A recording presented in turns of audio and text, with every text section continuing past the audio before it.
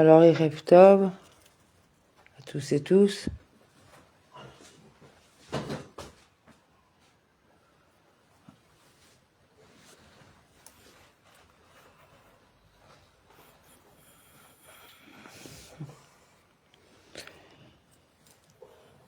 Alors, dit Tishri 5786, Igeret HaKodesh, chapitre 20.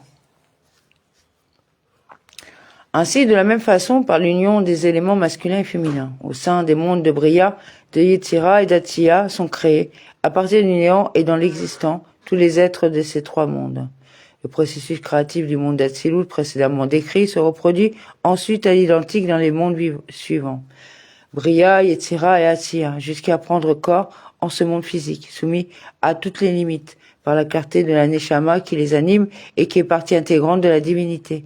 L'âme de ces séphirotes les vivifie et fait qu'elles soient, à proprement parler, divines. De la sorte, les êtres qu'elles créent sont conduits à l'existence à partir du néant, en Bria, en Yetzira et en Atsiya.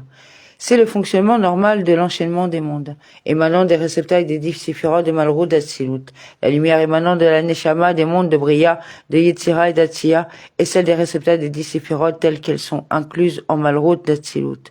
Tout comme l'union entre les attributs de l'émotion et celui de Malrout en Atsilut est à l'origine des âmes et des anges du monde de Bria.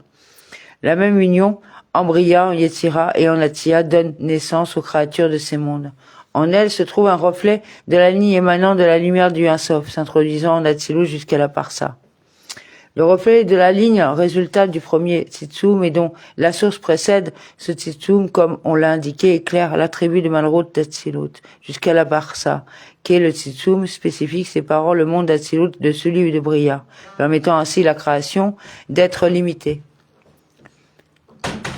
Par la suite, la lumière parvenant en Bria est donc plus contractée que celle d'Atsilut, bien qu'elle soit divine également. Ce reflet de la ligne qui éclairait les réceptacles des 10 séphirotes de Malrout traverse la Parsa avec eux et les illumine en Bria, en Yetzira et en Atsiya exactement comme Atsilut. Malrout d'Atsilut traverse donc la Parsa avec les réceptacles de ce monde, afin d'éclairer les mondes de Bria, de Yetzira et d'Atsiya. Certes, la lumière est réduite après qu'elle ait traversé la Parsa. Pour autant, la nature même de cette lumière n'est pas modifiée par rapport à ce qu'elle est en Atsilut. Il en est de même pour la ligne elle-même, s'introduisant à la conclusion et en la fin de Netzar, Od et Yesod d'Adam Kalmon. Ainsi, non seulement le reflet de la ligne, mais aussi cette ligne elle-même s'introduit à tous les niveaux d'Adam Kalmon, qui est la pensée première, en laquelle toute la création forme une entité unique, incluant en elle tout l'enchaînement des mondes, jusqu'à la fin de la conclusion de Netzar, Od et Yesod. En revanche, les stades de la création qui sont inférieurs à Adam Kalmon ne reçoivent pas la lumière proprement dite de cette ligne, mais seulement son reflet, comme on l'a dit, à l'issue des pieds de la droite qui s'achève dans Malrout d'Atsiya, selon notamment les Resraïm dans l'introduction de la porte 43. Ainsi, l'influence d'Adam Kalmon au sein de l'enchaînement des mondes se manifeste de deux façons. D'une part, par des cercles qui entourent tous les mondes d'une manière identique. D'autre part, par des droites qui traversent les mondes, chacun selon leur niveau. C'est ainsi que Atsilut est Orma d'Adam Kalmon, alors qu'Atsiya correspond au pied d'Adam Kalmon, soit Netzar, Od et Yesod. Un reflet de cette ligne éclaire à partir de cet endroit et il investit la clarté de la Neshama des 10 séphirotes de Bria, de Yetzira et d'Atsiya, qui sont parties intégrantes de la divinité. Puis un reflet de ce reflet pénètre dans les Nefesh et Rouach, les 10 séphirotes de Bria, de Yetzira et d'Atsiya, de même qu'en tous leurs réceptacles. La Neshama des séphirotes leur confère la vitalité profonde, alors que le Nefesh et le Rouach sont à l'origine de la vitalité superficielle. La première possède donc un reflet de la ligne, alors que pour les seconds, il s'agit uniquement du reflet d'un reflet. Enfin, un reflet du reflet de ce reflet se trouve en tous les êtres de Bria, de Yetzira et d'Atsiya. Par la suite, la trace de la ligne transmise au stade inférieur de la création, les mondes de Bria, Yetzira et Atsiya est encore réduite. Il n'en subsiste donc que le reflet du reflet d'un reflet. C'est alors que la contraction la plus importante de la ligne, ainsi qu'il est écrit, les mers et tout ce qu'elles contiennent, et tu les fais tous vivre. Néhémia 9.6. On peut se demander pourquoi Rabbi Gino Zalman n'introduit la citation de ce verset qu'à partir de son milieu. Peut-être suggère-t-il ainsi que les mers correspondent au monde de Bria et tout ce qu'elles contiennent, au monde de Yetzira et d'Atia.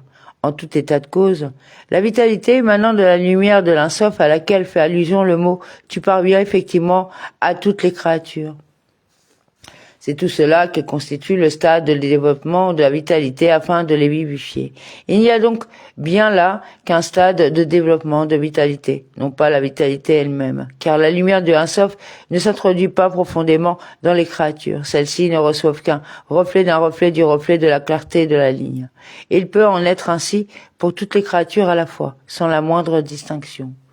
Néanmoins, l'existence et la nature de la lumière du Ein-Sof ne sont pas du tout soumises à la dimension de l'espace, de sorte qu'elle entoure tous les mondes d'une manière identique. Ainsi, j'emplis les cieux et la terre.